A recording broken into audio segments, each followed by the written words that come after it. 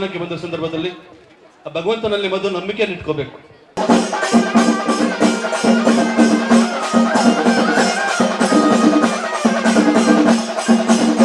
ಈ ಒಂದು ನಿಸರ್ಗವಾಗಿರುವಂಥ ಸುಂದರ ಪ್ರದೇಶದಲ್ಲಿ ತುಂಬ ಸುಂದರವಾಗಿರುವಂಥ ದೇವಸ್ಥಾನವನ್ನು ಕಟ್ಟಿದ್ದೀರಿ.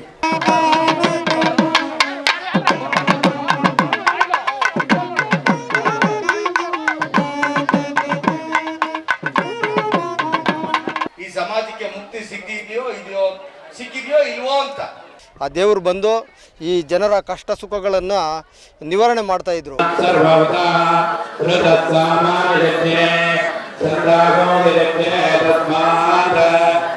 ನಮ್ಮ ಪೂರ್ವಜರು ನಾವು ನೆಲೆಸಿರುವಂತಹ ಗ್ರಾಮಗಳಲ್ಲಿ ಶಕ್ತಿ ದೇವತೆಯರನ್ನ ಪ್ರತಿಷ್ಠಾಪಿಸಿದರೆ ಆ ಗ್ರಾಮಗಳಿಗೆ ಯಾವುದೇ ಕೆಡಕಾಗೋದಿಲ್ಲ ಎನ್ನುವಂತ ನಂಬಿಕೆಗಳು ಅವರಲ್ಲಿರ್ತಿತ್ತು.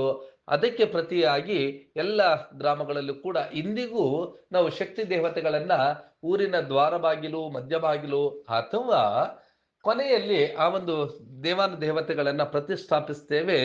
ವರ್ಷಕ್ಕೊಮ್ಮೆ ಹಬ್ಬಗಳನ್ನು ಕೂಡ ಮಾಡ್ತೇವೆ. ಇನ್ನು ಶಿಥಿಲವಾಗಿರುವಂತಹ ಒಂದಷ್ಟು ದೇವಾಲಯಗಳು ಈಗ ಜೀರ್ಣೋದ್ಧಾರವಾಗುತ್ತಿದೆ.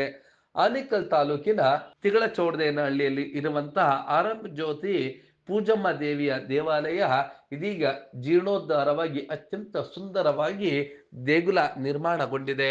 ಇದರ ಲೋಕಾರ್ಪಣಾ ಕುಂಭಾಭಿಷೇಕ ಮತ್ತು ಕಳಶ ಪ್ರತಿಷ್ಠಾಪನಾ ಕಾರ್ಯಕ್ರಮ ಆಯೋಜನೆಗೊಂಡಿತ್ತು. ಸುಮಾರು ಈ ಒಂದು ಗ್ರಾಮಕ್ಕೆ ಹೊಂದಿಕೊಂಡಿರ್ತಕ್ಕಂಥ ಎಲ್ಲ ಭಕ್ತರುಗಳು ಕೂಡ ಈ ಒಂದು ಪ್ರತಿಷ್ಠಾಪನಾ ಮತ್ತು ಕುಂಭಾಭಿಷೇಕ ಕಾರ್ಯಕ್ರಮದಲ್ಲಿ ಭಾಗವಹಿಸಿದ್ದರು. 2 ದಿನಗಳ ಕಾಲ ನಡೆದಂತ ಈ ಒಂದು ಕಾರ್ಯಕ್ರಮ ಅತ್ಯಂತ ವಿಧಿವಿಧಾನಗಳೊಂದಿಗೆ ಆಯೋಜನೆಗೊಂಡಿತ್ತು. ಸುತ್ತಮುತ್ತಲಿನ ಅಪಾರ ಸಂಖ್ಯೆಯಲ್ಲಿನ ಭಕ್ತಾದಿಗಳು ಭಾಗವಹಿಸಿದ್ದರು. ಕಾರ್ಯಕ್ರಮಕ್ಕೆ ಚಿತ್ರದುರ್ಗದ ಮಾದಾರ ಚೆನ್ನಯ್ಯ ಸ್ವಾಮೀಜಿರವರು, ಹಾಗೆಯೇ ಶ್ರೀ ಮದ್ರಾಜಾಪುರದ ರಾಜೇಶ್ವರ ಶಿವಾಚಾರ್ಯ ಸ್ವಾಮೀಜಿಗಳು, ಕೇಂದ್ರ ಮಾಜಿ ಸಚಿವರಾದಂತಹ ಎ ನಾರಾಯಣ ಸ್ವಾಮಿರವರು ಹಾಗೂ ತಿಗಳಚೌಡದೇನಹಳ್ಳಿಯ ಎಲ್ಲ ಮುಖಂಡರುಗಳು ಕೂಡ ಭಾಗವಹಿಸಿದ್ದರು. ಈ ಒಂದು ಕಾರ್ಯಕ್ರಮ ಅಚ್ಚುಕಟ್ಟಾಗಿ ಮೂಡಿ ಬಂದಿತ್ತು. ಕಾರ್ಯಕ್ರಮದ ಎಲ್ಲ ದೃಶ್ಯಗಳನ್ನ ನೋಡೋಣ ಬನ್ನಿ.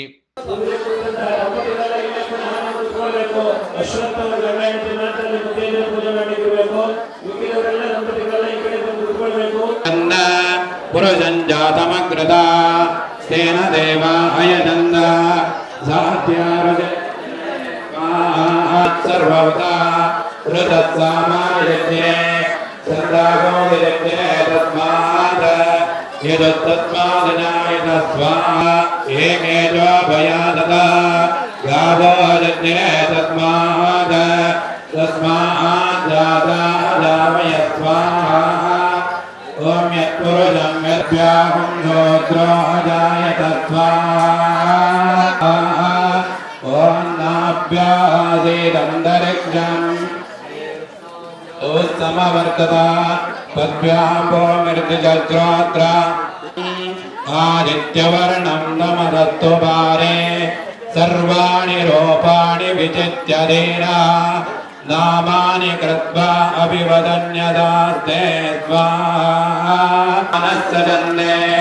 ಯತ್ರ ಪೂರ್ವೇ ಸಾಧ್ಯ ಸಂತಿ ದೇವಾ ಸ್ವಾವೇರ್ಜುಲತಾಂ ಸ್ವಾಹಾ ಕಾಗದಾತ್ಮಿದಾಮಿರಣ್ಯ ಪ್ರಾಕಾರಾಮಾರ್ದ್ರಾಂ ತ್ರಪಯಂತೀಂ ಪದ್ಮೇ ಸ್ಥಿತಾಂ ಪದ್ಮವರ್ಣಾಂ ದಾಮ್ಯೋಪಕ್ವೇ ಶ್ರಿಯಂ ಸ್ವಾಹಾ ಓಂ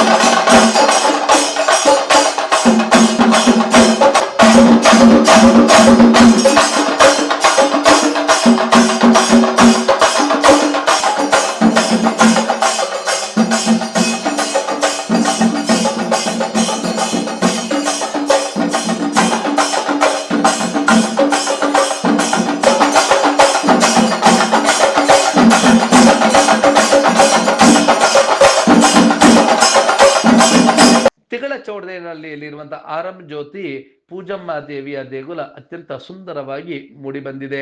ಈ ಒಂದು ದೇಗುಲ ಅಚ್ಚುಕಟ್ಟಾಗಿ ನಿರ್ಮಾಣಗೊಂಡಿದ್ದು, ಇದರ ಲೋಕಾರ್ಪಣಾ ಕಾರ್ಯಕ್ರಮ ಅದ್ದೂರಿಯಾಗಿ ಆಯೋಜನೆಗೊಂಡಿತ್ತು. ಸುತ್ತಮುತ್ತಲಿನಿಂದ ಅಪಾರ ಸಂಖ್ಯೆಯಲ್ಲಿನ ಭಕ್ತಾದಿಗಳು ಭಾಗವಹಿಸಿದ್ದರು. ಕಾರ್ಯಕ್ರಮ ಅಚ್ಚುಕಟ್ಟಾಗಿ ಮೂಡಿ ಬಂದಿತ್ತು. ಎಲ್ಲ ದೃಶ್ಯಗಳನ್ನು ನೋಡ್ತಾ ಈ ಸಂದರ್ಭದಲ್ಲಿ ಸ್ವಾಮೀಜಿಗಳು ನೆರೆದಿದ್ದವನ್ನ ಉದ್ದೇಶಿಸಿ ಮಾತನಾಡಿದ್ದು ಹೀಗೆ.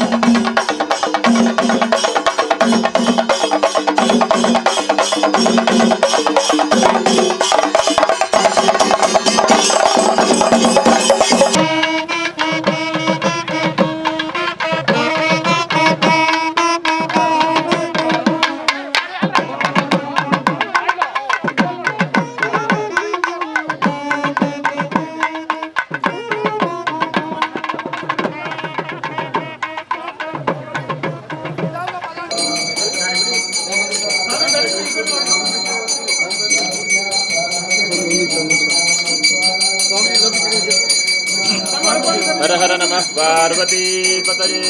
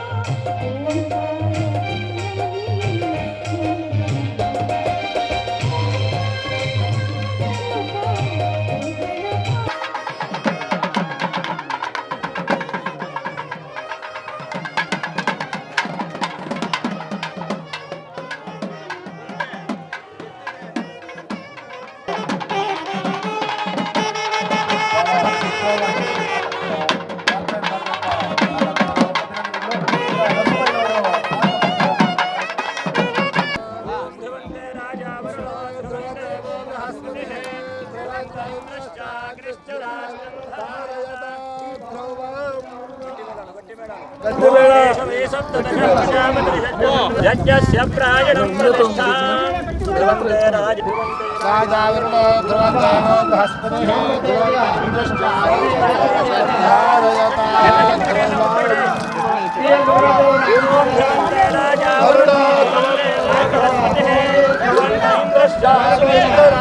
सुधवापसो भगदाते यतो निदहात वेदः सदः परिदुर्गाणि विश्वादावे अमृताग्निः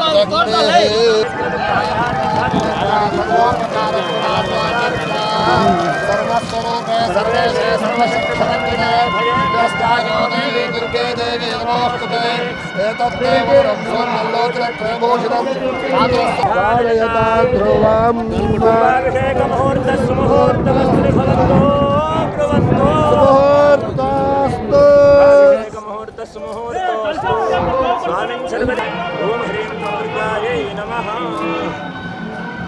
ದೇವಸ್ಥಾನಕ್ಕೆ ಬಂದ ಸಂದರ್ಭದಲ್ಲಿ ಆ ಭಗವಂತನಲ್ಲಿ ಮೊದಲು ನಂಬಿಕೆಯನ್ನು ಇಟ್ಕೋಬೇಕು. ಅದಕ್ಕೆ ಬಸವಣ್ಣ ಹೇಳ್ತಾರೆ, ನಂಬರು ನಚ್ಚರು ಬರಿದಕರವರು ನಂಬಲರಿರು ಲೋಕದ ಮನುಜರು, ನಂಬಿಕೊಳ್ಳದೆ ಓ ನನ್ನ ಶಿವನು. ಅದರಿಂದ ಬದಲು ಭಗವಂತನಲ್ಲಿರೂ ಕೂಡ ಭಕ್ತಿಯನ್ನು ಇಟ್ಕೋಬೇಕು, ವಿಶ್ವಾಸವನ್ನು ಇಟ್ಕೋಬೇಕು. ಅಂತ ನಿಟ್ಟಿನಲ್ಲಿ ಈ ಗ್ರಾಮದ ಎಲ್ಲ ಸದ್ಭಕ್ತರು ತಾಯಂದಿರು ಕೂಡ ಆ ದೇವಿಯ ಕಾರ್ಯಕ್ರಮದಲ್ಲಿ ಪಾಲ್ಗೊಂಡು ತಮ್ಮ ಭಕ್ತಿಯನ್ನು ಸಮರ್ಪಣೆ ಮಾಡಿದ್ದೀರಾ. ಆ ದೇವಿಯ ಆಶೀರ್ವಾದ ಈ ಗ್ರಾಮದ ಮೇಲೆ ಎಲ್ರಿಗೂ ಸದಾ ಇರಲಿ. ಎಲ್ಲ ಸದ್ಭಕ್ತರಿಗೆ ಆ ದೇವಿ ಆಯಸ್ಸು, ಆರೋಗ್ಯ, ಸುಖ, ಶಾಂತಿಯನ್ನು ಕೊಟ್ಟು ಕಾಪಾಡಲಿ. ಈ ದೇವಸ್ಥಾನ ಅತ್ಯಂತ ಉನ್ನತವಾಗಿ ಬೆಳೆಯಲಿ. ಎಲ್ಲ ಸದ್ಭಕ್ತರಿಗೆ ದರ್ಶನವನ್ನು ಮಾಡುವಂತಹ ಭಾಗ್ಯವನ್ನು ಆ ದೇವಿ ಕರುಣಿಸಲಿ ಹೇಳ್ತಾ, ಸಮಸ್ತ ಸದ್ಭಕ್ತರು ಕೂಡ ಈ ದೇವಸ್ಥಾನ ಅಭಿವೃದ್ಧಿಗೆ ಶ್ರಮಿಸಿದ್ದಾರೆ. ಎಲ್ಲ ಹಿರಿಯರು ಮಾರ್ಗದರ್ಶನದಲ್ಲಿ ಎಲ್ಲ ಯುವಕರು ಒಟ್ಟಿಗೆ ಕೂಡಿ ಈ ದೇವಸ್ಥಾನ ನಿರ್ಮಾಣ ಮಾಡಿದ್ದೀರಾ. ಆ ಭಗವಂತನ ಸನ್ನಿಧಿಯಲ್ಲಿ ಪ್ರತಿಯೊಬ್ಬರು ಕೂಡ ದೇವರ ಕಾರ್ಯಕ್ರಮದಲ್ಲಿ ಪಾಲ್ಗೊಂಡು ಎಲ್ಲರೂ ಕೂಡ ಪುನೀತರಾಗಿ ಆ ದೇವಿ ಆಶೀರ್ವಾದ ಸದಾ ಹೇಳ್ತಾ ಶಿವಂಭುಯ ಕರ್ಕೊಂಡು ಹೋಗ್ತಾ ಇರ್ತಾಯಿದ್ರು. ನಮ್ಮ ಮಹಿಳೆಯರು ಬಾಗಿಲಲ್ಲಿ ನಿಂತ್ಕೊಂಡು ಇಣಿಕ್ ನೋಡ್ತಾ ಇದ್ರು, ಕಿಟಕಿನಲ್ಲಿ ನಿಂತ್ಕೊಂಡು ಇಣಿಕ್ ನೋಡ್ತಾ ಇದ್ರು, ಯಾವುದೋ ಸ್ವಾಮೀಜಿ ಬರ್ತಾ ಇದ್ದಾರೆ ಅಂತೇಳಿ. ಏಕೆಂದರೆ ಅವ್ರಿಗಿನ್ನೂ ಅಷ್ಟು ಜಾಗೃತಿ ಇರಲಿಲ್ಲ. ಕೇವಲ 25 ವರ್ಷದಲ್ಲಿ ಆಗಿರುವಂಥ ಬದಲಾವಣೆ ಎಷ್ಟು ಸಂತೋಷ ತರುತ್ತೆ ಅಂತ ಹೇಳಿದ್ರೆ, ನಮ್ಮ ಸಮಾಜದ ಮಹಿಳೆಯರು ಕೂಡ ಎಷ್ಟು ಬದಲಾಗಿದ್ದಾರೆ ಅನ್ನೋದಕ್ಕೆ ಭಾಳ ಸಾಕ್ಷಿ ಅಂತ ಹೇಳಿದ್ರೆ, ಎಲ್ಲ ಮಹಿಳೆಯರು ವೇದಿಕೆಯಲ್ಲಿ ಕುಳಿತುಕೊಂಡಿದ್ರಿ, ಗಂಡು ಮಕ್ಕಳನ್ನೆಲ್ಲ ಸೈಡಿಗೆ ಕಳಿಸಿದಿರಿ. ಇದು ತುಂಬ ಬದಲಾವಣೆಯ ಸಂಕೇತ ಅಂತೇಳಿ ಹೇಳ್ಬೋದು. ಈ ಒಂದು ನಿಸರ್ಗವಾಗಿರುವಂಥ ಸುಂದರ ಪ್ರದೇಶದಲ್ಲಿ ತುಂಬ ಸುಂದರವಾಗಿರುವಂಥ ದೇವಸ್ಥಾನವನ್ನು ಕಟ್ಟಿದ್ದೀರಿ. ಇಲ್ಲಿ ಒಂದು 2 ಮಾತುಗಳನ್ನು ನಾವು ಬೆಂಗಳೂರಿಗೆ ಸಂಬಂಧಪಟ್ಟಂತೆ ನಾವು ಮಾತಾಡ್ತಾ ಇರ್ತೀವಿ. ಇರುವಂಥ ಕೃಷಿ ಭೂಮಿನೆಲ್ಲ ಅದನ್ನು ಸೈಟ್ ಮಾಡಿ, ಲೇಔಟ್ ಮಾಡಿ, ಅಲ್ಲಿ ಮನೆಗಳನ್ನು ಕಟ್ಟಿ ಅಲ್ಲಿ ವಾಸ ಮಾಡೋದು, ಅಪಾರ್ಟ್ಮೆಂಟ್ ಕಟ್ಟೋದು, ಬಾಡಿಗೆ ಕಟ್ಟೋದು, ಅದನ್ನು ನಾವು ನಗರೀಕರಣ ಅಂತೀವಿ. ಅದೇ ಸೈಟನ್ನು ರೋಡ್ ಮಾಡಿ, ಅದನ್ನು ಡೆವಲಪ್ ಮಾಡಿ, ಫ್ಯಾಕ್ಟ್ರಿ ಕಟ್ಟಿ, IT BT ಕಂಪ್ನಿ ಕಟ್ಟಿ ನಾವು ಇಲ್ಲೇನೋ ಪ್ರಾಡಕ್ಟ್ ಮಾಡಿ ಬೇರೆ ದೇಶಗಳಿಗೆ ಉತ್ಪಾದನೆಯನ್ನು ಆಮದು ಮಾಡ್ತೀವಿ, ರಫ್ತು ಮಾಡ್ತೀವಿ ಅಂತ ಹೇಳಿದ್ರೆ ನಾವು ಅದನ್ನು ಜಾಗತೀಕರಣ ಅಂತೇಳಿ ನಮ್ಮ ಮಕ್ಕಳೆಲ್ಲ ಓದ್ತಾ ಇರ್ತಾರೆ. ಈ ಎರಡರ ಮಧ್ಯೆ ನಮ್ಮ ಬೆಂಗಳೂರಿನ ಪರಿಸ್ಥಿತಿಯಲ್ಲಿ ಆಧ್ಯಾತ್ಮಿಕವಾಗಿರುವಂಥ ಒಂದು ಸಂದರ್ಭನ ನಿರ್ಮಾಣ ಮಾಡೋದು ಭಾಳ ಕಷ್ಟ. 1 ಅಡಿ 2 ಅಡಿ ಜಾಗಕ್ಕೂ ಕೂಡ ಇಲ್ಲಿ ತುಂಬ ಬಂಗಾರದ ಬೆಲೆ ಇರುವಂಥ ಸಂದರ್ಭದಲ್ಲಿ ಈ ಒಂದು ಆರಂ ಜ್ಯೋತಿ ದೇವಸ್ಥಾನವನ್ನು ನೆರಿಗಾ ಗ್ರಾಮದವರು ಇಷ್ಟೊಂದು ಸುಂದರವಾಗಿ ಕಟ್ಟಿದ್ದೀರಿ ಅಂತ ಹೇಳಿದ್ರೆ ಇದು ನಿಜಕ್ಕೂ ಕೂಡ ನಮ್ಮ ಸಮಾಜದ ಒಂದು ಸ್ಫೂರ್ತಿ ಮತ್ತು ಬೆಳವಣಿಗೆ ಸಂಕೇತ ಅಂತೇಳಿ ಹೇಳ್ಬೋದು. ಉತ್ತರ ಕರ್ನಾಟಕ, ದಕ್ಷಿಣ ಕರ್ನಾಟಕದಲ್ಲಿ ನಮ್ಮ ಸಮುದಾಯದವರ ದೇವಸ್ಥಾನಗಳು ಈಗಲೂ ಕೂಡ ಹೇಗಿದಾವೆ ಅಂತ ಹೇಳಿದ್ರೆ, ನಮ್ಮ ದೇವಸ್ಥಾನಗಳು ಇರೋದು ಯಾವ ಜಾಗ ಅಂತಂದರೆ ಯಾವುದೋ ಒಂದು ಶೆಡ್ಡಲ್ಲಿ ಇರುತ್ತೆ, ಒಂದು ಶೀಟಿನ ಮನೆಯಲ್ಲಿ ಇರುತ್ತೆ. ಆದರೆ ಈ ದೇವಸ್ಥಾನವನ್ನು ನೋಡಿದರೆ ಯಾವುದೇ ಒಂದು ದೊಡ್ಡ ಉನ್ನತ ಮುಂದುವರೆದ ಸಮುದಾಯಗಳವರು ಕೂಡ ಕಟ್ಟಲಿಕ್ಕೆ ಸಾಧ್ಯ ಇಲ್ಲ, ಅಥವಾ ಕಟ್ಟಿದ್ರು ಕೂಡ ಅವರ ಸಮಾನವಾಗಿ ನಮ್ಮವರು ಈ ದೇವಸ್ಥಾನವನ್ನು ಕಟ್ಟಿದ್ದೀರಿ ಅಂತ ಹೇಳಿದ್ರೆ ಇದು ನಮಗೆ ಹೆಮ್ಮೆ ತರುವಂಥ ಸಂಗತಿ ಅಂತೇಳಿ ಹೇಳ್ಬೋದು. ಈ ದೇವಸ್ಥಾನ ಈಗಲೇ ಇಷ್ಟು ತುಂಬ ಸುಂದರವಾಗಿದೆ, ಆದರೆ ಈ ಪಾವಿತ್ರತೆಯನ್ನು ಕಾಪಾಡಿಕೊಂಡು ಹೋಗಬೇಕಾಗಿರುವಂಥ ಜವಾಬ್ದಾರಿ ನಮ್ಮದಿದೆ. ಭಾಳ ನಾಗರಿಕತೆ ಬದಲಾವಣೆಗೆ ಬಹಳಷ್ಟು ಕೊರತೆಯನ್ನು ನೋಡಿ ಇವತ್ತಿಗೂ 75 ವರ್ಷ ಕಳೆದಿದ್ದನ್ನು ಸಹ ಈ ಸಮಾಜಕ್ಕೆ ಮುಕ್ತಿ ಸಿಕ್ಕಿದೆಯೋ ಇಲ್ವೋ ಅಂತ 15-20 ವರ್ಷಗಳಿಂದ ನಮ್ಮ ಆನಂದಮುನಿ ಸ್ವಾಮೀಜಿಗಳ ಪೀಠ ಬಹಳ ಇತಿಹಾಸ ಇದೆ. ಆಂಧ್ರದಲ್ಲಿ ಅವ್ರ ಪೀಠ ಇತ್ತು, ಅದಾದ್ಮೇಲೆ ಬೆಂಗಳೂರಿಗೆ ಬಂದಿದ್ದಾರೆ, ಒಂದು ಸ್ಥಳ ಮಂಜೂರಾತಿಯಾಗಿ ಮಠವನ್ನು ಪ್ರಾರಂಭ ಮಾಡಿದ್ದಾರೆ. ಆದರೆ ಇಡೀ ರಾಜ್ಯದಲ್ಲಿ ಇವತ್ತು ನಮ್ಮ ಚಿತ್ರದುರ್ಗದ ಶ್ರೀ ಮಾದರ ಬಸವಮೂರ್ತಿ ಮಾದರ ಚೆನ್ನೈ ಸ್ವಾಮೀಜಿಗಳು ಇಡೀ ರಾಜ್ಯದಲ್ಲಿ ತುಳಿದಕ್ಕೆ ಒಳಗಾದಂಥ ಸಮಾಜ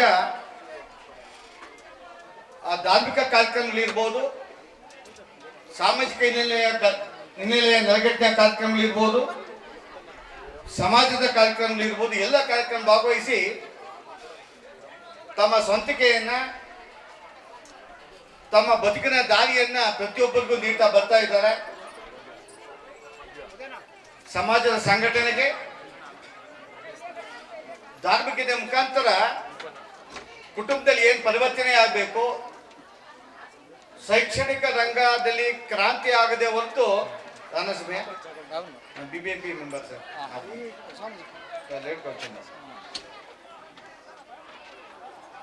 ಶೈಕ್ಷಣಿಕ ಕ್ರಾಂತಿ ಆಗದೆ ಹೊರತು ಕುಟುಂಬದಲ್ಲಿ ಪರಿವರ್ತನೆ ನೋಡೋದಿಲ್ಲ, ಬದಲಾವಣೆಯನ್ನು ನೋಡೋದಿಲ್ಲ. ಪ್ರತಿ ಗ್ರಾಮದಲ್ಲಿ ಅದು ನಾಗರಕಟ್ಟೆ ಇರ್ತದೋ ದೇವಸ್ಥಾನ ಇರ್ತದೋ, ಬಹುತೇಕ ಕುಟುಂಬಗಳು ದೇವರನ್ನ ಬೆಳಿಗ್ಗೆ ಎದ್ದು ನೋಡ್ತಾ ಆರಾಧನೆ ಮಾಡ್ತಾ ತನ್ನ ಜೀವನದಲ್ಲಿ ಏನು ಬದಲಾವಣೆ ಆಗಬೇಕು ಏನೋ ನಿರೀಕ್ಷೆ ಮಾಡ್ತೀವಿ. ಅದಕ್ಕೆ ಆಶೀರ್ವಾದ, ದೇವರ ಆಶೀರ್ವಾದ ಬೇಕು, ಹಿರಿಯರ ಆಶೀರ್ವಾದ ಬೇಕಂತೇಳಿ ಅನೇಕ ಯುವಕರು ಯುವತಿಯರು ಮಕ್ಕಳು ತಂದೆ ತಾಯಿ ಆಶೀರ್ವಾದ ಪಡೆದು ತಮ್ಮ ಬದುಕನ್ನು ಪ್ರಾರಂಭ ಮಾಡ್ತಾರೆ. ದೇವರಲ್ಲಿ ಯಾವ ರೀತಿ ಪ್ರಾರ್ಥನೆ ಮಾಡ್ತು ಅದೇ ರೀತಿ ತನ್ನ ತಂದೆ ತಾಯಿನ ಆಶೀರ್ವಾದ ಪಡಿತಾ ಮೌಲ್ಯದ ಕಡೆಗೆ ತಮ್ಮ ಹೆಜ್ಜೆಗಳನ್ನು ಇಡ್ತಾ, ಸಂಸ್ಕಾರದ ಕಡೆಗೆ ನಮ್ಮ ಹೆಜ್ಜೆಗಳನ್ನು ಇಡ್ತಾ ತನ್ನ ಜೀವನವನ್ನು ಯಾವ ರೀತಿ ರೂಪಿಸ್ಕೊಬೇಕು ಅದಕ್ಕೆ ಪ್ರತಿರೂಪ ಈ ದೇವಸ್ಥಾನಗಳು. ಯಾವ ಗ್ರಾಮದಲ್ಲಿ ದೇವಸ್ಥಾನ ಇದೆ, ಯಾವ ಗ್ರಾಮದಲ್ಲಿ ನಾಗರಕಟ್ಟೆ ಇದೆ, ಯಾವ ಗ್ರಾಮದಲ್ಲಿ ಶಾಲೆ ಇದೆ, ಸರಸ್ವತಿ ಇದೆ. ದೇವರ ಜೊತೆಗೆ ಸರಸ್ವತಿ ಅಕ್ಷರವನ್ನ ಆರಾಧನೆ ಮಾಡಿದವರು ಪ್ರತಿ ವ್ಯಕ್ತಿ ಉತ್ತುಂಗಕ್ಕೆ ಹೋಗಿದ್ದಾನೆ. ಕೇವಲ ಅಲಂಕಾರಿಕ ದೇವಸ್ಥಾನಗಳ ನಿರ್ಮಾಣ ಅಲ್ಲ, ದೇವಸ್ಥಾನಗಳು ಪಂಚೇಂದ್ರಿಯಗಳ ನಿಗ್ರಹಕ್ಕೆ, ಪಂಚೇಂದ್ರಿಯಗಳನ್ನ ನಿಗ್ರಹ ಮಾಡ್ತಾ ತನ್ನ ಗುರಿ ಸಾಧನೆಗೆ, ತನ್ನ ವ್ಯಕ್ತಿತ್ವನ ರೂಪಿಸ್ಕೊಳ್ಳಿಕ್ಕೆ ದೇವರು, ಕುಟುಂಬ, ಸಮಾಜ ಅನೇಕರ ಹಿರಿಯರ ಆಶೀರ್ವಾದದಿಂದ ತಮ್ಮ ಬದುಕನ್ನ ಕಟ್ಕೊಳ್ಳಿಕ್ಕೆ ಇಂತಹ ದೇವಸ್ಥಾನಗಳ ಕೇಂದ್ರ ಬಿಂದುಗಳ ಅವಶ್ಯಕತೆ ಇದೆ. ಆ ಒಂದು ಪವಿತ್ರ ಕಾರ್ಯವನ್ನು ಮಾಡಲಿಕ್ಕೆ ಅವಕಾಶ ಮಾಡಿಕೊಟ್ಟಂತ ಈ ಗ್ರಾಮದ ಅನೇಕ ಮಹನೀಯರಿದ್ದಾರೆ, ಅನೇಕ ಚೇರ್ಮನ್ಗಳಿದ್ದಾರೆ, ಗ್ರಾಮ ಪಂಚಾಯತ್ ಸದಸ್ಯರಿದ್ದಾರೆ. ನನಗೆ ಇಲ್ಲಿ ನೋಡಿದ್ದು ನಮ್ಮ ಬಂಧುಗಳು ಈ ಗ್ರಾಮಕ್ಕೆ ಯಾರ್ಯಾರು ರಕ್ತ ಸಂಬಂಧಗಳಿದ್ದಾರೆ, ಬೆಂಗಳೂರಲ್ಲಿ ತಗೊಂಡು ಎಲ್ಲರೂ ಬಂದಿದ್ದಾರೆ. ಎಲ್ಲದ ವರ್ಗದ ಹಿರಿಯರು ಇಲ್ಲಿದ್ದಾರೆ. ಅಂದ್ರೆ ಒಂದು ಶೋಷಿತ ವರ್ಗಕ್ಕೆ ಆಶೀರ್ವಾದ ಮಾಡಲಿಕ್ಕೆ, ಆ ಬೆಳವಣಿಗೆಗೆ ಪೂರಕವಾಗಿ ತಮ್ಮ ಬೆನ್ನೆಲುಬಾಗಿ ನಿಂತ್ಕೊಳ್ಳಿಕ್ಕೆ ಈ ಮಹನೀಯರು ಈ ವೇದಿಕೆಯಲ್ಲಿ ಬಂದು ಈ ಕಾರ್ಯಕ್ರಮ ಭಾಗವಹಿಸಿ ಈ ತುಳಿತಕ್ಕೆ ಒಳಗಾದಂಥ ಸಮಾಜಕ್ಕೆ ಸಹಕಾರವನ್ನ ಆಶೀರ್ವಾದ ನೀಡಿದಂತ ಎಲ್ಲ ಮಹನೀಯರಿಗೆ ಆ ದೇವರು ಅಷ್ಟೈಶ್ವರ್ಯ ಆರೋಗ್ಯ ದಯಪಾಲಿಸಲಿ ಅಂತ ಹೇಳ್ತಾ ಸ್ವಾಮೀಜಿಗಳು ಮಾತನ್ನು ಹೇಳ್ತಾ ಇದ್ರು. ಮಾದಾಚರಣೆಯ ಸ್ವಾಮೀಜಿಗಳು, ದೇವಸ್ಥಾನ ಕಟ್ಟಿದ್ದೀರಾ, ಕೋಟ್ಯಾಂತರ ರೂಪಾಯಿ ಖರ್ಚು ಮಾಡಿದ್ದೀರಾ, ಅನೇಕ ಮಾನಿ ಸಹಕಾರ ನೀಡಿದ್ದಾರೆ. ಆ ದೇವಸ್ಥಾನ ಭವಿಷ್ಯದ ದಿನಗಳಲ್ಲಿ ಪ್ರಜ್ವಲವಾಗಿ ಬೆಳೆಯುವುದಕ್ಕೆ ದೇವರ ಆಶೀರ್ವಾದ ಎಲ್ಲ ಮೂಲೆಗಳಿಂದ ಬರುವಂತ ಮಹನೀಯರಿಗೆ ಆಶೀರ್ವಾದ ಪಡಲಿಕ್ಕೆ ಆ ವಾತಾವರಣವನ್ನು ಉಳಿಸಿಕೊಳ್ಳುವುದು ನಮ್ಮೆಲ್ಲರ ಜವಾಬ್ದಾರಿ, ಈ ಗ್ರಾಮಸ್ಥರ ಜವಾಬ್ದಾರಿ. ನಿಮ್ಮ ಜವಾಬ್ದಾರಿಯನ್ನ ಈ ಒಂದು ನೆಡಗ ಗ್ರಾಮಕ್ಕೆ ಸೀಮಿತಗೊಳಿಸದೆ ಇಡೀ ಜಿಲ್ಲೆಯಲ್ಲಿ ಇರ್ತಕ್ಕಂಥ ತಮ್ಮ ಬಂಧುಗಳನ್ನ ಆಗಾಗ ಕರೆಸಿ ಧಾರ್ಮಿಕ ಕಾರ್ಯಕ್ರಮ ಮುಂದುವರಿಸ್ತಾ ನಿಮ್ಮ ತನವನ್ನ ಇಡೀ ಸಮಾಜಕ್ಕೆ ತಿಳಿಯುವ ದಿಕ್ಕಿನಲ್ಲಿ ಕಾರ್ಯಕ್ರಮ ಮುಂದುವರಲಿ ಅಂತ ಹೇಳ್ತಾ, ಬಹುಶಃ ನನಗಂತೂ ಬಹಳ ಆನಂದ ಆಯಿತು. ಬಹಳ ಚೆನ್ನಾಗಿ ನಡ್ಕೊಂಡು ಅಚ್ಚುಕಟ್ಟಾಗಿ. ನಾನು ಯಾವತ್ತೂ ಇಷ್ಟು ಅಚ್ಚುಕಟ್ಟಾಗಿ ಬಹಳ ದೇವತಾ ಕಾರ್ಯಕ್ರಮಗಳು ನೋಡಿದ್ದೇನೆ.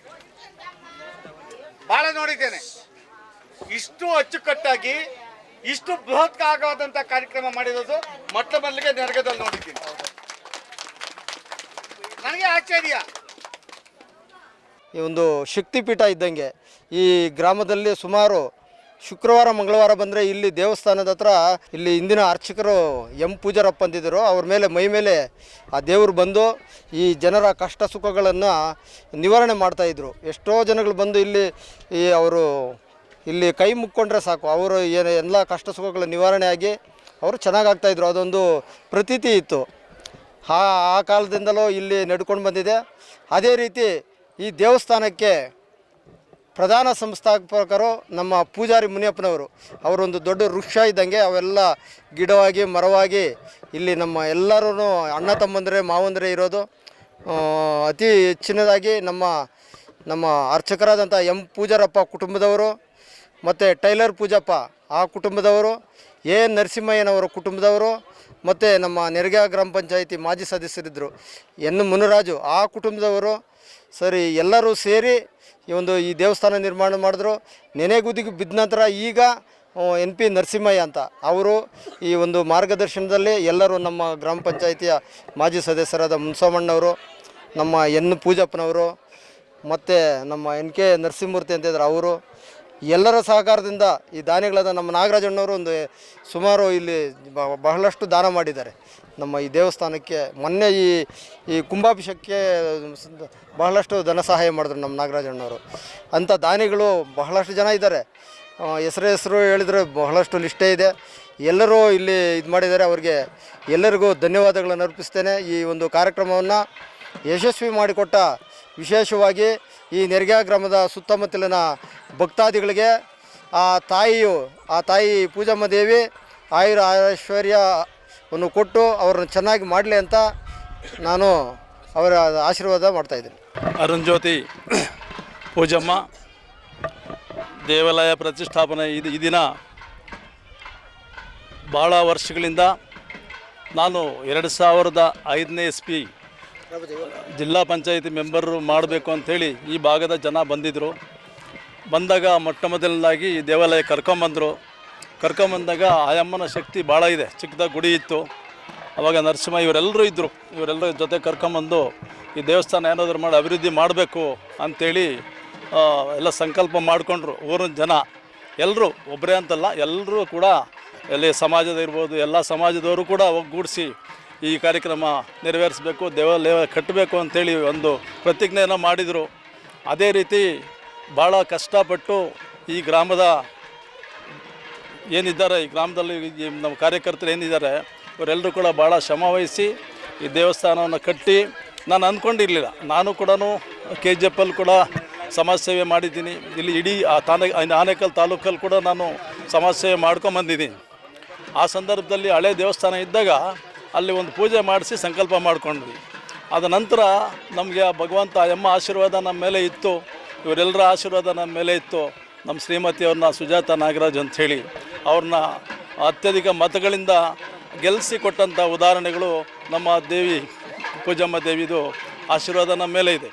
ಮೊಟ್ಟ ಮೊದಲನಾಗಿ ಆ ಅಮ್ಮನ ನಾವು ಸಂಕಲ್ಪ ಮಾಡಿಕೊಂಡಾಗ ನಮಗೆ ಆಶೀರ್ವಾದ ಮಾಡಿದಲ್ಲೇ ಜಿಲ್ಲಾ ಪಂಚಾಯತಿ ಗೆದ್ದ ಮೇಲೆ ಇಡೀ ಕ್ಷೇತ್ರದಲ್ಲಿ ಭಾಳಷ್ಟು ಅಭಿವೃದ್ಧಿಗಳನ್ನು ಮಾಡಿದ್ದೀವಿ. ಇದೇ ಗ್ರಾಮದಲ್ಲಿ ಗಲ್ಲಿಯಲ್ಲೂ ಕೂಡ ಕಾಂಕ್ರೀಟನ್ನು ನಿರ್ಮಾಣ ಮಾಡಲಿಕ್ಕೆ ಆರಂಭ ಜ್ಯೋತಿ ಶ್ರೀ ಪೂಜಮ್ಮ ದೇವಿಯ ದೇಗುಲ ಅತ್ಯಂತ ಸುಂದರವಾಗಿ ಮೂಡಿ ಬಂದಿದ್ದು ವಿಧಿವಿಧಾನಗಳೊಂದಿಗೆ ಕುಂಭಾಭಿಷೇಕ ಮತ್ತು ಕಳಶ ಪ್ರತಿಷ್ಠಾಪನಾ ಕಾರ್ಯಕ್ರಮವು ನಡೆಯಿತು. ಎಲ್ಲ ಭಕ್ತಾದಿಗಳು ಕಾರ್ಯಕ್ರಮದಲ್ಲಿ ಭಾಗವಹಿಸಿ ಭಗವಂತನ ಕೃಪೆಗೆ ಪಾತ್ರರಾಗಿದ್ದರು. ನೀವು ಈ ಕೂಡ ಎಲ್ಲ ನಮ್ಮ ಚಾನಲ್ಗೆ ಸಬ್ಸ್ಕ್ರೈಬ್ ಆಗಿಲ್ಲ ಅಂದರೆ ಸಬ್ಸ್ಕ್ರೈಬ್ ಬಟನನ್ನು ಕ್ಲಿಕ್ ಮಾಡಿ, ಪಕ್ಕದಲ್ಲಿರೋ ಬೆಲ್ ಐಕನನ್ನು ಕ್ಲಿಕ್ ಮಾಡಿ. ನಾವು ಅಪ್ಲೋಡ್ ಮಾಡುವಂತಹ ವಿಡಿಯೋಸ್ ನಿಮಗೆ ನೋಟಿಫಿಕೇಶನ್ ಬರುತ್ತೆ.